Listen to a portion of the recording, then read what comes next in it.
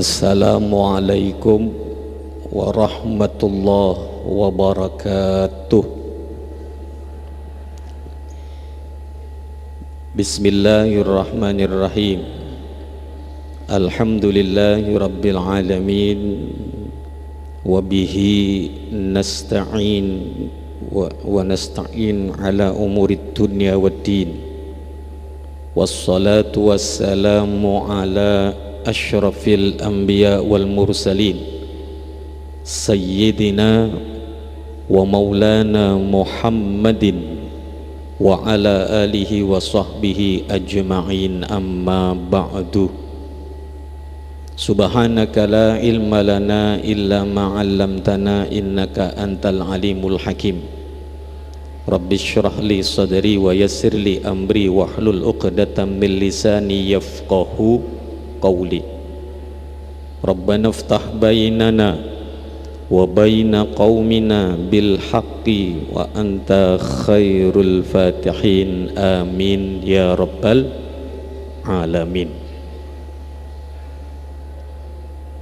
Para sepuh bini sepuh jajaran ketakmiran Masjid Jami' Baitur Rahman, para guru kita, para habaib yang senantiasa selalu menyertai kita di dalam acara pada pagi hari ini, bapak-bapak, ibu-ibu jamaah sholat duha yang kesemuanya yang sangat kami banggakan dan kami hormati, rahimakumullah. Bersyukur kepada Allah Subhanahu wa ta'ala mengawali kajian pada pagi hari ini dengan ucapan Alhamdulillahi Rabbil Alamin. Bersolawat kepada Rasulullah dengan ucapan Allahumma salli wa sallim ala Sayyidina Muhammad wa ala ali Sayyidina Muhammad. Pada pagi hari ini kita akan lanjutkan kajian kitab Akhlak An-Nabawi dengan kelanjutan daripada Nubdhatun min akhlaqihi sallallahu alaihi wasallam, sekelumit atau ringkasan dari akhlak Nabi sallallahu alaihi wasallam bagian yang kedua. Dikatakan wa kana an-nabiyyu sallallahu alaihi wa alihi wasallam hasanal muamalati li ashabihi. Adalah Nabi Muhammad sallallahu alaihi wasallam seseorang yang paling baik dalam bergaul bersama sahabat-sahabatnya. Beliau adalah orang yang paling terdepan di dalam kebaikan, di antaranya ketika bergaul dengan para sahabat-sahabatnya.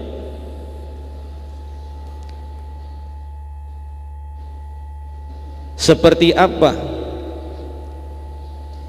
kebaikan-kebaikan Nabi yang beliau contohkan, yang beliau praktekkan di hadapan para sahabat-sahabatnya, atau ketika bertemu berkumpul dengan sahabat-sahabat Nabi. Di antaranya yabtasimu fi wujuhihim, beliau adalah seseorang yang ketika berjumpa, bertemu, berkumpul dengan para sahabatnya, orang yang selalu tersenyum dan berseri-seri wajahnya. Jadi selalu senyum, berseri di hadapan para sahabatnya. Itu diantara yang bikin ngangeni, okay?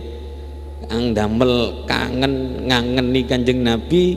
Kanjeng Nabi niku nek tepanggi teng para sahabate selalu senyum, wajahnya berseri-seri,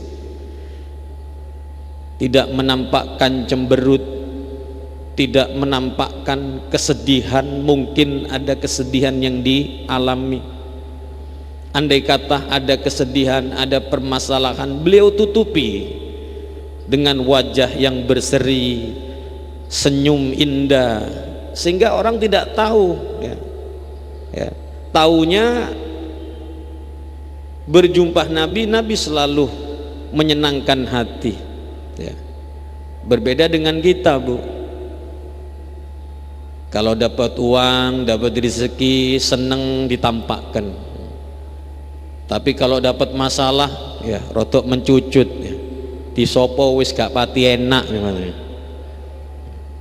Kita kadang kurang bisa menyembunyikan kesedihan di hadapan orang lain, malah kadang-kala nyari simpati dari orang lain biar ditanya, opo okon kok ngono, kok sedih, kok tahu orang, ya karena dari mimik wajah kita.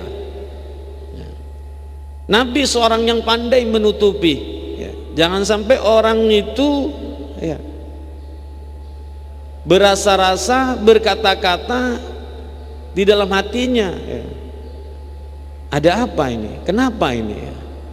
Ketika melihat Nabi, tidak, tapi mereka selalu merasa bahagia, merasa nyaman, tentrem, senang, terhibur bersama Nabi Sallallahu Alaihi Wasallam. Itu semua karena disebabkan beliau kalau ketemu para sahabatnya berkumpul selalu senyum berseri. Wa yubasituhum, dan akhlak beliau ketika bergaul berkumpul dengan para sahabatnya selalu bersikap lemah lembut, bersikap ramah, lemah lembut, tutur katanya indah, intonasinya lembut, sehingga kalau berkata langsung nembus ke dalam hati. Itu diantara akhlak Nabi Sallallahu Alaihi Wasallam. Dan bila mana beliau bertemu, berjumpa dengan sahabat-sahabatnya, berjumpa dengan orang-orang, ya, yang beliau jumpai, terutama para sahabatnya, ya beda'uhum bis salam wal musafahah. Beliau orang yang terlebih dahulu memulai ucapan salam, wal musafahah, dan berjabat tangan. Makanya disunnahkan kita ini ketika berjumpa teman, berjumpa kenalan, senyum, berseri-seri, tutup kesedihan yang dialami. Jangan, ya, jangan dibagi sama orang lain, cukuplah kita yang mengalami ujian umpamanya ketika diuji. Termasuk sunnah Nabi ketika berjumpa dengan teman, dengan seseorang, baik yang kita kenal ataupun yang tidak kita kenal, ucapkan salam, dahului, ya, mendahului salam sebelum orang lain mengucapkan salam kepada kita. Itu yang dipraktekkan Nabi Muhammad Sallallahu Alaihi Wasallam. Ketemu teman, ketemu seseorang yang dikenal ataupun tidak, beliau selalu mendahului assalamualaikum. Makanya disunahkan orang yang berjalan, disunahkan mengucapkan salam kepada orang yang sedang duduk. Orang yang berkendara disunahkan mengucapkan salam kepada orang yang berjalan. Orang yang jumlahnya banyak disunahkan mengucapkan salam kepada orang yang jumlahnya sedikit, dan seterusnya seperti itu. Jadi beliau orang yang selalu mendahului salam, ucapan salam kepada orang yang dijumpai. Karena di antara hal yang paling afdol adalah, perkara yang paling utama dan paling afdol adalah yang berkaitan dengan salam, orang yang lebih dahulu mengucapkan salam. Kenapa?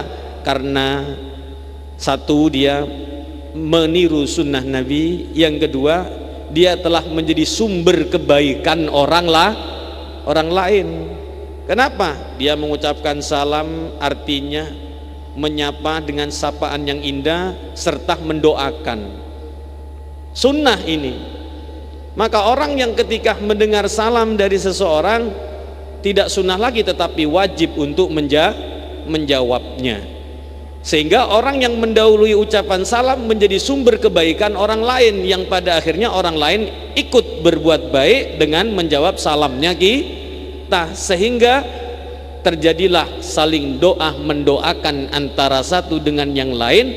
Ketika ada yang mengucapkan salam dan ada yang menjawabnya, apa yang terjadi? Turun rahmat Allah subhanahu wa ta'ala. Maka Nabi pesan kepada kita, afsus salam bainakum tahabbu, sebarluaskan salam di antara kalian, niscaya kalian akan saling mencintai, akan saling menyayangi antara satu dengan yang lain.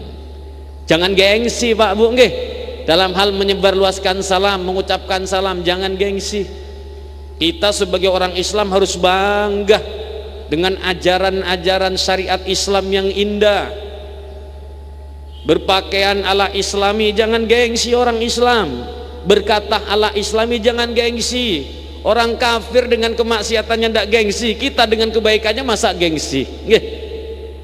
Salah kalau kita dengan kebaikan yang diajarkan dalam syariat Islam kita gengsi, malu, isin ape kudungan nang mall, isin ape nganggo baju takwah di mall. Hilangkan itu semua. Orang barat bangkang ndak isin. Ya, nampakkan aurat ndak isin. Kita ini diajari hal yang baik, yang terbaik. Jangan pernah malu dengan atribut Islam, nggih. Jangan pernah malu dengan ajaran sunnah Nabi, syariat Islam. Nampakkan, biar nampak siar keagungan Islam. Hadirin yang dimuliakan Allah subhanahu wa ta'ala, jangan gengsi mengucapkan salam.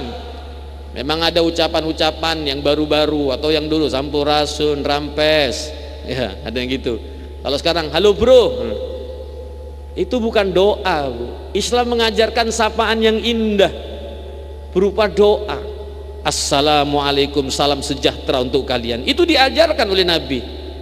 Malah diperintah ucapkan salam kepada orang yang kau kenal ataupun yang tidak kau kenal. Habib, kalau orang itu tahu-tahu tidak tahunya orang kafir, Bib.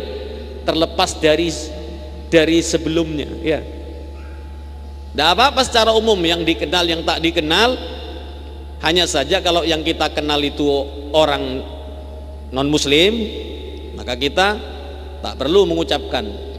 Ya, kalau kita tahu dia bukan seorang muslim.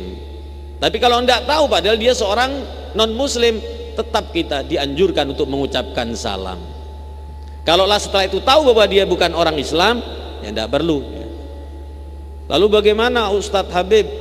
Saya punya tetangga orang Kristen atau non muslim, karena sudah bertetangga, berteman mulai kecil sampai besar, dia tetap Kristen atau non muslim, sudah terbiasa dengan kata-kata umat Islam, dia sering mengucapkan salam sama saya. Maka jawaban bagi kita ketika mendengar salam dari non muslim, ya, ketika non muslim berkata assalamualaikum, kita cukup menjawab wa'alaika, ya. Wa'alaika, tidak usah ditambahi salam, wa'alaika, ngoten. Jadi kembali kepada akhlak Nabi, beliau adalah orang yang selalu terdepan, mendahului salam. Tak gengsi kepada anak kecil, beliau dulu salam. Anak kecil main, bapak ibu main senang, Nabi jalan disalam, ya assalamualaikum, sambil senyum Nabi, waalaikumsalam. Sehingga karena sering anak-anak kecil itu mendapatkan salamnya Nabi, mimik wajah Nabi yang menyenangkan dengan senyumnya, familiar Nabi kepada anak kecil itu sayangnya. Jadi ketika Nabi lama tak jumpa, datang dari perjalanan Pak Bu, nampak Nabi, anak-anak kecil itu main, kalau melihat Nabi baru datang lama tak jumpa, langsung dikejar seperti anak yang mengejar ayahnya yang baru datang kerja, karena kangen dan rindu. Diuber kanjeng Nabi, dipeluk, dirangkul Nabi oleh anak-anak kecil. Kalau kita kan tidak, kadang gengsi, lah lari cilik ono paran disalami. Kalau kita kan begitu. Nabi tidak. Anak kecil siapapun selalu Nabi mendahului salam. Bertemu sahabat, assalamualaikum. Makanya kita disunnahkan masuk rumah, masuk masjid, disunnahkan salam. Disunnahkan salam. Kalau tidak ada orangnya, Beb, diajari, Bu, Pak. Oleh Nabi diajari. Kalau tidak ada orangnya, assalamu alaina wa ala ibadillahis sholihin. Itu salam kita ketika masuk ruangan, masuk rumah, masuk masjid, tidak ada orang. Assalamu alaina wa ala ibadillahis sholihin. Barangkali ada tonggo sebelah yang tidak kelihatan, mungkin dia bangsa jin muslim, disalami. Dan malah kalau kita ini selalu mengucapkan salam masuk ke ruang yang belum pernah dimasuki orang, itu sebagai apa namanya, sebagai penetral, sebagai benteng, ya. Biar tidak disopo makhluk halus dengan sapaan yang jahat, akhirnya kesambet. Biar tidak kesambet, biar kita dianggap sopan masuk ke satu tempat, ke satu daerah yang belum pernah didatangi, biar tidak diganggu. Caranya adalah dengan mengucapkan salam. Salam dulu. Assalamualaikum wa ala ibadillah sholihin. Mau kemana saja sudah, mau masuk ke tempat, ke ruang rumah yang tidak pernah ditempati, baru masuk Anda melihat masuk, ucapkan assalamualaikum wa ala ibadillah sholihin.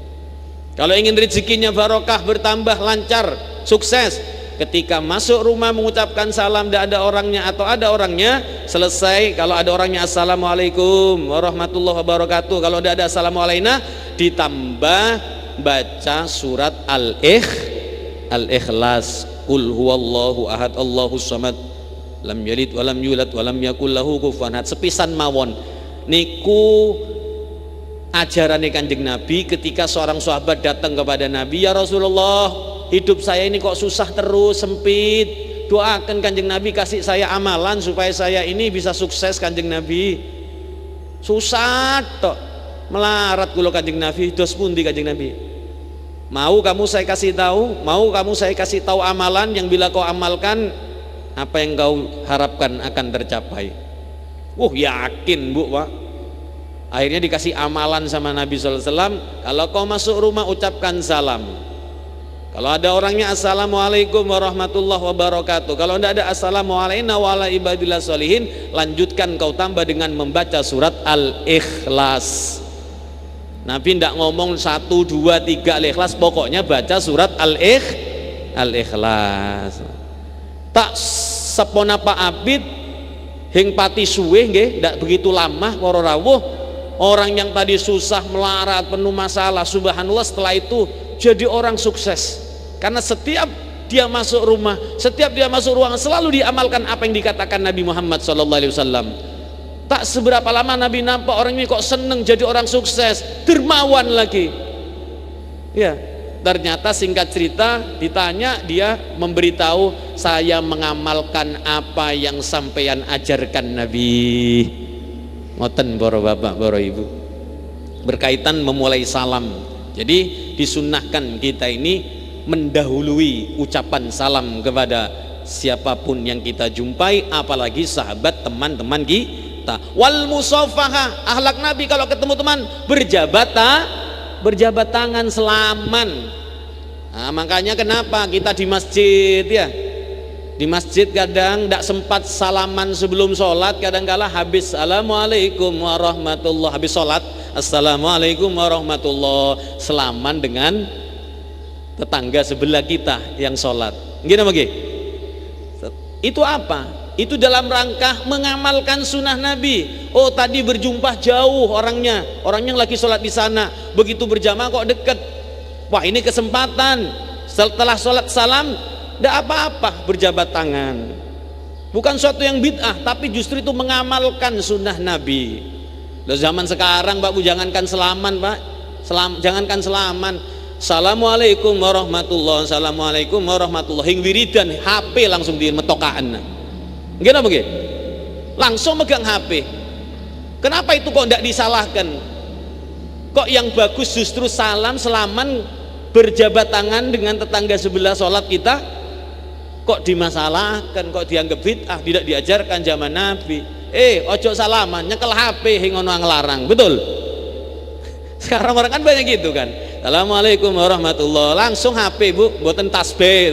HP apa indak nanti setelah bubar sholat, ya. Tapi kok tidak ada yang ngelarang. Itu hal yang makro itu. Lah salam ini sunnah Nabi. Beb, kalau tadi sudah salaman beb, terus ketemu berdampingan sholat, habis sholat salaman lagi, ya ndak apa-apa. Satu kali salaman rontoklah dosa-dosa kita.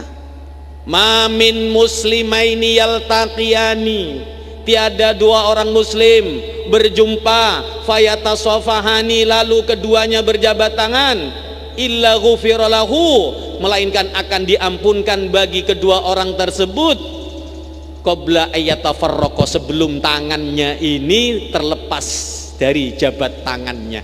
Selaman bu, paran maning dikocak turun 0000 ya. Tambah akeh dosane. Tambah akeh rontok bu. Ibarat pohon kering diorak daunnya tambah banyak berguguran. Begitulah perumpamaannya. Yes, intinya kalau jabat tangan jangan cepet-cepet dilepas, eman, karena selama nempel dosa akan jatuh. Begitu informasinya dari Nabi Muhammad Sallallahu Alaihi Wasallam. Kalau dua kali ya bagus, asalkan yang dijabat tangan, yang diselamani mau, tidak apa-apa. Semakin banyak dosa yang rontok. Kalau sekali ya sekali sudah. Kalau sudah tadi salaman ketemu di pintu, walaupun berjajaran setelah sholat tidak salaman pun tidak apa-apa. Lah karena sudah terbiasa di kalangan kita orang-orang ahlus sunnah wal jamaah NU atau begitu nah ya, selama Nabi sholat ya tidak apa-apa. Ngoten nggih? Biar kita kalau ada orang bantah, ada orang mengkritik, biar kita ndak ndak ngeladeni, ngoten nggih. Yang penting sudah tahu keterangannya, ngoten. Jadi Nabi itu kalau ketemu selalu salam, mendahului salam dan berjabat tangan. Itu sunnah Nabi. Apalagi kepada orang tua kita. Beb, masa bolak-balik beb, mau berangkat kerja salaman, pulang ketemu orang tua salaman. Iya, sekolah mau ketemu berjumpa orang tua, mau pisah, berangkat sekolah berjabat tangan, cium tangannya. Ajarkan Bapak Ibu kepada anak kita kalau salaman berjabat tangan, mencium jangan dibiasakan pakai batuk, pakai pipi. Ya, sudah mulai digeser kita ini. Ya namanya salaman jabat tangan niku dicium pakai hidung. Wah, gitu. Kenapa kok pakai hidungnya? Namanya mencium pakai hidung kan begitu. Lah artis-artis di barat sana, di Jawa Barat mulai merubah pakai batuk, pakai pipi. Ya namanya cium tangan pakai hidung, ngoten. Dicium.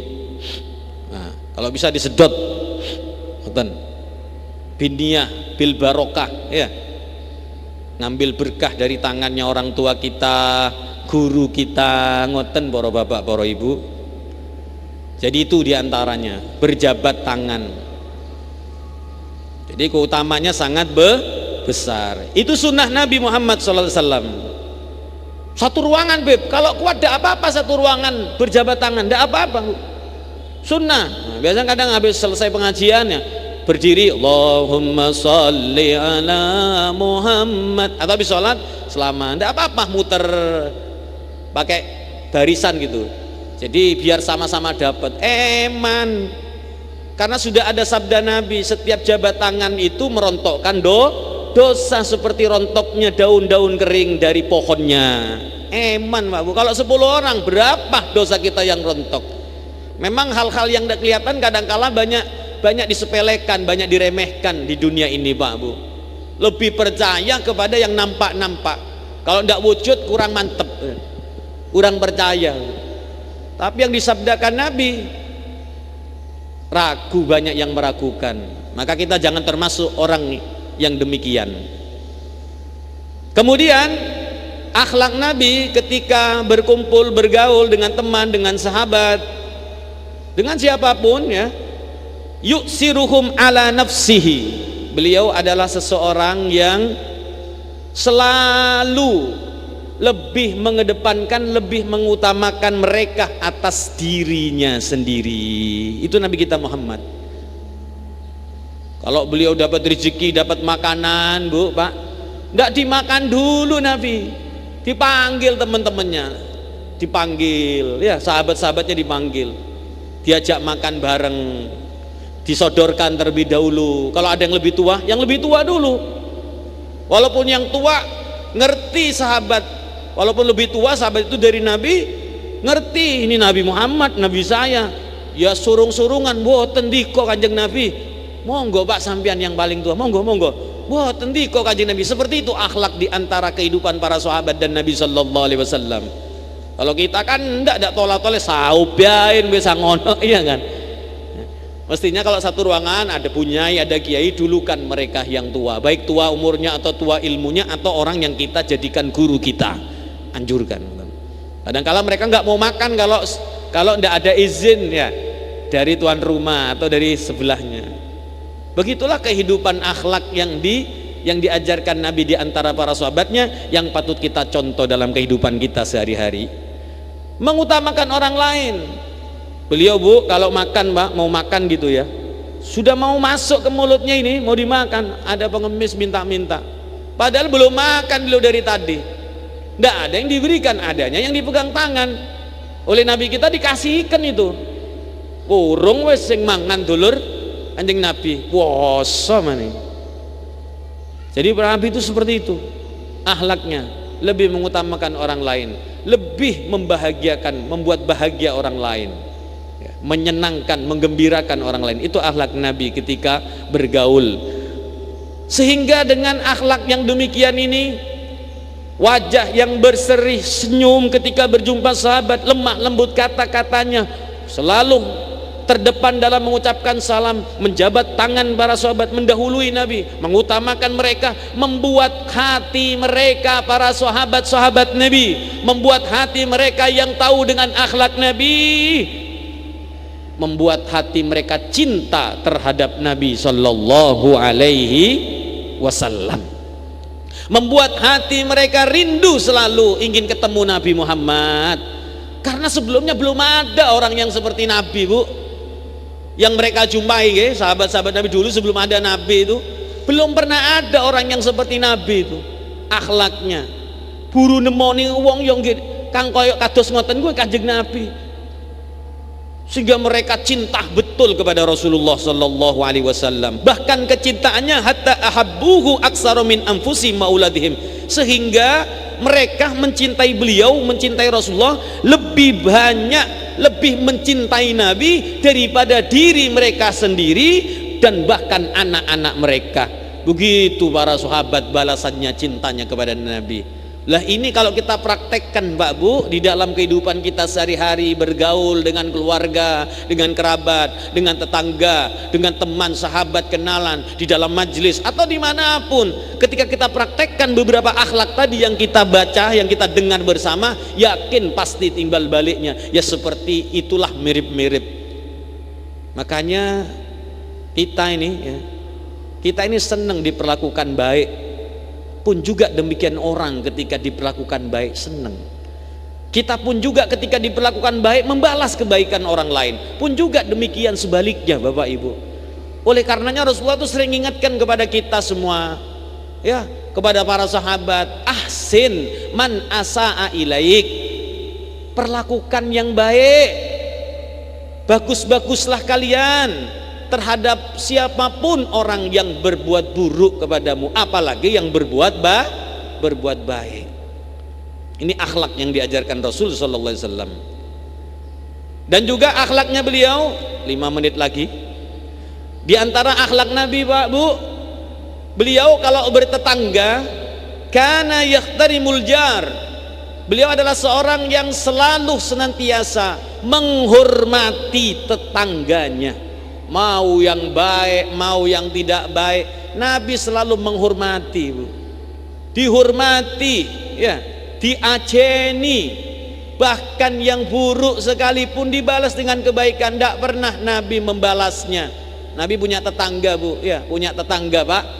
Tetangga ini wedok tuwek, setiap nyapu di pelataran rumahnya ada Nabi lewat disemburi debu Kanjeng Nabi Bu.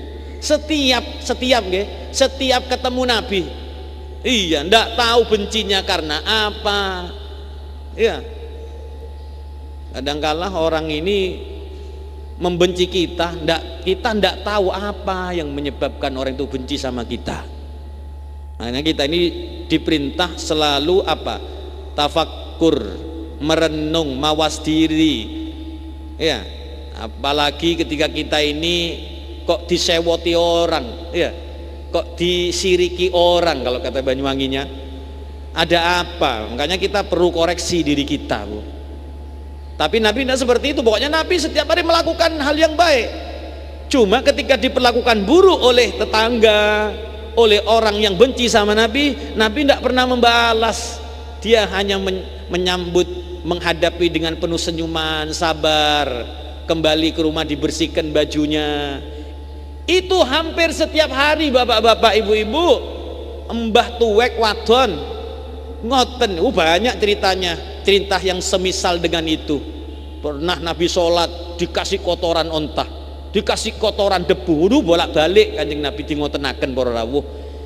Akhirnya suatu ketika, singkat cerita, mbah yang tua tadi ini yang suka naburi debu ke Nabi, kalau Nabi jalan nyekrok sampah disemburkan di hadapan Nabi, kadang kena baju Nabi, Nabi tidak balas, Nabi senyum, membalas dengan senyuman. Sakit suatu ketika, Pak Bu, hingkaton maning mbah niki, tidak kelihatan mana orangnya. Ditanya, mana mbah yang biasa nyapu di sini? Aduh Kanjeng Nabi, berapa hari ini dia sakit. Sakit, Bu. Nabi Muhammad ya, dengan akhlaknya beliau pulang ke rumah mencari sesuatu yang bisa diberikan, dibawa untuk oleh-oleh. Dijenguknya itu mbah, dijenguk oleh Nabi Muhammad, ditanyakan keadaannya. Ya Allah, terkagum-kagum nenek tua. Ternyata apa yang dia perkirakan tidak sesuai dengan kenyataan pada diri Nabi. Yang dia tahu Nabi itu katanya orang jahat, katanya orang yang mengajak kesesatan, katanya orang yang suka menghina Tuhan-Tuhan mereka, beginilah begitulah. Taunya mbah seperti itu informasinya. Ternyata kenyataannya tidak. Dengan akhlaknya itulah menyadarkan banyak orang-orang yang bertetangga berdekatan dengan Nabi, mereka menjadi seorang mu'allaf, seorang muslim. Mereka masuk ke dalam Islam, termasuk salah satunya orang tua itu tadi, Bapak Ibu yang dimuliakan Allah. Kagum dengan akhlak Nabi Muhammad sallallahu alaihi wasallam. Terhadap tetangga beliau sangat menghormati, tidak pernah mengganggu tetangga, tidak pernah membuat tetangga sakit hati, tidak pernah menampakkan kesedihan kepada tetangganya. Pokoknya membuat tetangga itu kalau melihat Nabi itu seneng, dibuat gembira ketika melihat Nabi. Tidak ada orang yang seperti ini, Bapak Ibu ya. Makanya kita ini sebagai seorang muslim, muslimah, sudah jangan cari idola yang lain, jangan cari contoh-contoh yang lain di dalam hal kehidupan kita sehari-hari. Cukup meniru Kanjeng Nabi Muhammad sallallahu alaihi wasallam. Dengan sendirinya akan terhias keindahan di dalam diri kita, di dalam kehidupan kita, bahkan akan membuat orang lain menjadi senang bahagia ketika bersama kita, manakala kita mengamalkan akhlak Rasulullah SAW. Yang terakhir sebagai penutup, wa ya'muru bil ihsani ilaih. Beliau orang yang menghormati tetangga, mencontohkan bagaimana hidup bertetangga dengan baik. Lalu beliau memerintahkan kepada kita semua. Ingat, Nabi Muhammad tidak akan memerintahkan sesuatu kecuali beliau terlebih dahulu yang mencontohkannya. Maka beliau ya'muru bil ihsan ilai. Selalu seringkali Nabi menyuruh, memerintah kepada kita semua umatnya untuk berbaik-baik ya, untuk berlaku baik, memperlakukan baik para tetangga-tetangga kita, orang-orang terdekat kita, kenalan-kenalan kita. Wa qala marratan li ahadi ashabi. Beliau berkata suatu ketika terhadap salah satu sahabatnya. Nabi mengajarkan di antara kebaikan bertetangga, Bapak Ibu. Apa itu? Nabi bilang kepada sahabatnya yang saat itu dekat bersama Nabi, idza tabakhta Kang, kadung waran nang bojo sira kadung masak kuah, kadung riko masak kuah. Kalau kamu masak kuah Bu ya, dudung nggih, kuah. Apabila kamu masak kuah, faaksir ma'aha, banyakkan airnya. Paribasan dagingnya mbong seprapat, taruhlah air kuahnya sak jerigen. Bu ancang beb. Kan ngoten nggih, Bu. Tapi ini diajari sama Nabi, ya ndak harus ancang, walaupun dagingnya sedikit, ya airnya banyak, bumbunya ya, minimal bumbunya ditambah. Supaya apa Bapak Ibu? Barangkali nawi ono tonggo kita yang mereka makan keringan, kan ada ndak punya uang mau bikin kuah harus pakai bumbu ini bumbu itu, merica dan lain sebagainya, nggih. Bumbu, garam, gula, tidak punya uang. Akhirnya pakai apa? Pakai air. Nasi dikasih air, yang penting rodok basah ngoten. Lah kita masak kuah yang ada dagingnya, ya, apalagi yang baunya keras. Kita makan sendiri, tetangga sebelah mencium baunya, betapa ia berasa-rasa. Karya enak yo tonggo sebelah. Gulini kerungu sampai nang omah, kaldune kari banter, awak mangan keringan. Nah itu. Lah Nabi Muhammad mengajarkan walaupun dagingnya sedikit, usahakan banyakkan airnya. Walaupun tidak dapat bagian daging, minimal airnya, kuahnya bau ikan, ikannya daging, kan begitu. Seneng dikasih walaupun cuma air saja, air kuah. Betapa senengnya nasi yang tidak ada rasanya dicampur dengan kuah hanya air saja, betapa nikmatnya, betapa senangnya mereka. Begitu yang diajarkan Nabi Muhammad SAW. Apabila kamu masak kuah, sampaikan kepada istrimu kalau masak kuah, perbanyak airnya, lalu bagi-bagikan kepada tetangga, tanyakan, sampean masak keringan apa basah? Tuh, kulo ajeng ndak masak kuah, ndak punya biaya beli bumbu. Ah ini ada, mau tah saya kasih. Tanyakan Bu, ada tah gitu, tanyakan. Kan gitu, tanyakan begitu. Ya Kak, pakai guyon lah. Ya ndak apa-apa. Mboten wonten, ndak ada saya masak keringan. Mau tah ini saya masak kuah rawon, cuma daging hingono. Nggih pun mboten napa-napa. Ya Allah alhamdulillah, timbang keringan keselek nggih. Kan nggih. Kasih kuah, nikmat. Betul Bu, ketika kita ini sering makan keringan, tahu-tahu ada yang ngasih kuah tuh seneng. Kami dulu di pondok, kalau pagi kan tidak ada kuahnya, mie sama tempe. Akhirnya akal main, beli gula, beli garam. Akhirnya air itu dikasih gula, kasih garam, dimasukkan di nasi Bu. Ya jadi airnya nasi kuah air putih. Enak dimakan, masuk. Itu ingat kami dulu di pondok, setiap pagi menunya cuma 2, tempe sama mie nasi kering. Kalau ndak punya uang, melongok hang duwe pecis ke warung pondok beli Indomie. Yang ndak punya, melongok dulur. Itu kami merasakan dulu di pondok. Dan juga kami merasakan bikin kuah dari air, cuma dikasih garam sama gula sedikit, enak dulur nggih. Apalagi yang ada rasa-rasa bumbunya walaupun ndak dapat dagingnya. Begitulah Bapak Ibu yang dimuliakan Allah, di antara akhlak Nabi di dalam bertetangga. Dan masih banyak insya Allah, karena waktunya sudah habis, kita lanjutkan pada pertemuan yang akan datang. Masih sekelumit akhlak Nabi khususnya di dalam bertetangga dan bergaul bersama orang-orang yang kita kenal daripada sahabat kita, tetangga kita, kenalan kita dan lain sebagainya. Mudah-mudahan yang sedikit ini menjadi wawasan tambahan ilmu yang berkaitan dengan akhlak-akhlak Nabi, dan mudah-mudahan kita bisa mempraktekkannya dalam kehidupan sehari-hari. Hadanallahu wa iyyakum ihdinas siratal mustaqim. Walafu minkum wassalamu alaikum warahmatullahi wabarakatuh.